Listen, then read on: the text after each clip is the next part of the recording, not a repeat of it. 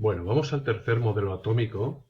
Vamos, para ser más exactos, al año 1911, donde un científico neozelandés, discípulo de Thomson, que se llamaba Ernest Rutherford, mejoró considerablemente la teoría atómica de su maestro. Con la obsesión de observar cómo era el interior de los átomos, lo que hizo fue lo siguiente.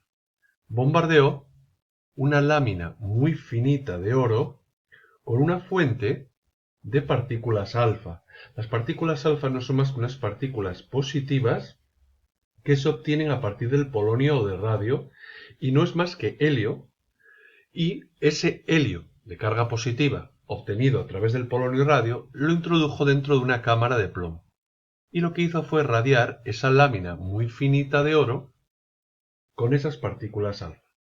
Al final lo que hizo fue rodear este oro de una pantalla fosforescente para hacer o para averiguar la trayectoria que tenían los rayos al atravesar la lámina finita de oro. Y lo que observó al atravesar esta lámina finita de oro, se puede ver aquí un poco mejor, le dejó absolutamente fascinado. En primer lugar, casi todas las partículas, fijaros, la mayor parte de ellas, lo que hacían era atravesar la lámina de oro sin desviarse, es decir, iban totalmente rectas. Las que se desviaban lo hacían aproximadamente 1 o 2 grados, es decir, prácticamente nada.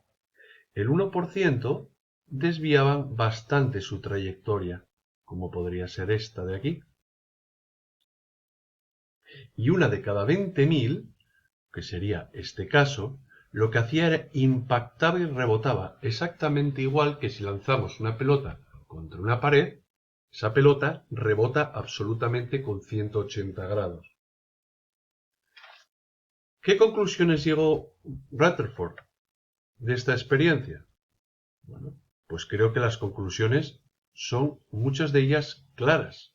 En primer lugar, si los rayos o de la partícula alfa de carga positiva eran capaces de atravesar sin desviarse la lámina muy fina de oro, era que los átomos eran prácticamente huecos. Y la masa del átomo tenía que estar concentrada en un puntito muy pequeño y central. Fijaros que prácticamente solamente uno de cada 20.000 rayos alfa eran rebotados, es decir, prácticamente no había masa en el átomo.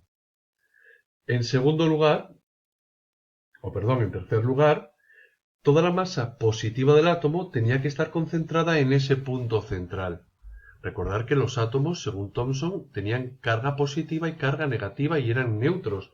Por lo tanto, si la radiación con la que estábamos emitiendo era positiva y no se desviaban, recordar que cargas del mismo signo se repelen. Es decir, que prácticamente, voy a volver aquí, esta carga positiva estaba concentrada en esa parte central del átomo. Si no, se hubieran desviado muchísimo más. Porque si se acercara carga positiva, tendría que desviarse. Y fijaros que prácticamente todas pasan.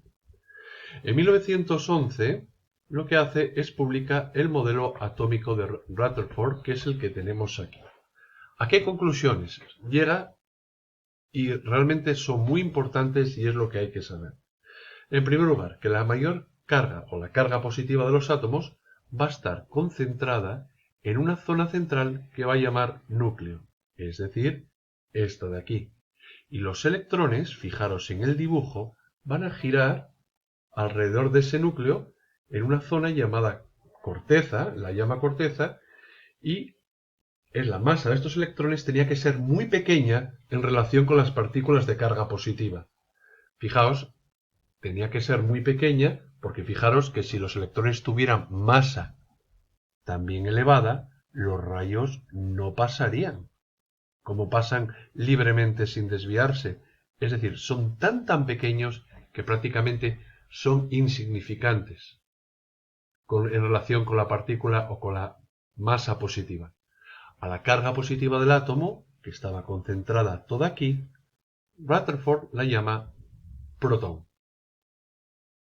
Bueno, simplemente para terminar, ¿sabías que es bastante importante lo que dice lo siguiente es que si comparáramos el átomo como un campo de fútbol, su núcleo, fijaos que os dijimos que es muy muy pequeño, sería como una lenteja tirada en el centro del campo de fútbol, lo que significa que prácticamente los átomos son huecos.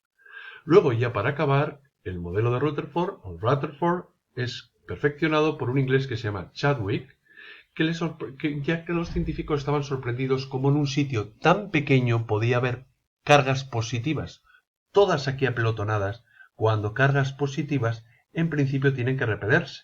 ¿Cómo podían ser tan estables ahí todas juntitas?